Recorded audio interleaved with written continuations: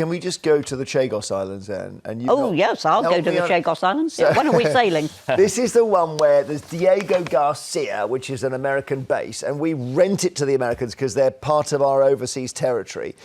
And we were just about to try and sort it out, and it seems to have gone wrong. Well, we weren't sorting it out. What Starmer wanted to do was just actually hand over all control of the Chagos Islands to Mauritius. Can you, if I show you a map, would you be able to... This is not a map of the world. I was going to say, would you be able to spot them? I think we probably... There we are. I think we can. And well, you're not being terribly... Oh, I see. Yeah. Yeah, it's a pin. You mean that green thing is the sea? Yeah, it's south of Sri Lanka.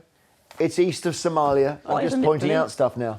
But it's so small you can't even see it. Anyway, if I could carry on with what I was saying... I'm so sorry, but this map was good.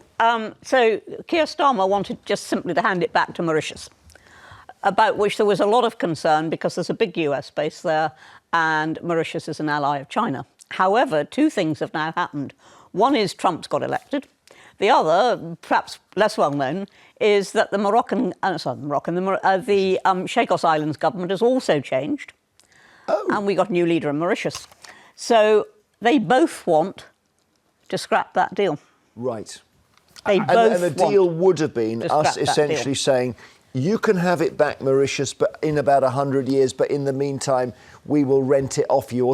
Yeah, so we retain a base on Diego Garcia. Yeah. That's the point. Why do we need a base? It's a strategic... We aren't closing the base. No, we're not closing the base. It is strategically a very important place. And I just think there's one important thing to point out here, which is this is one of the sort of early stark examples of this new world, right? For Keir Starmer in particular, where you have a new administration in Mauritius who are pulling in one direction. They want entire sovereignty. They want more, frankly.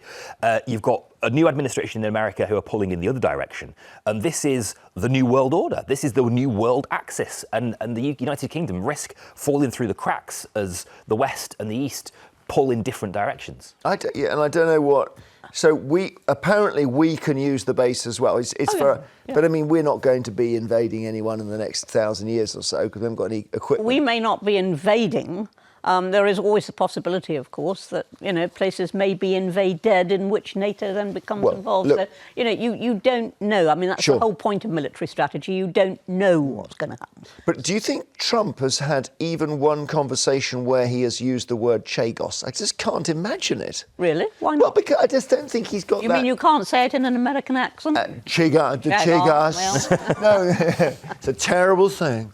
No, it's not that. I just think he's just not interested. I think the Trump administration are provocateurs, aren't they? They're disruptors.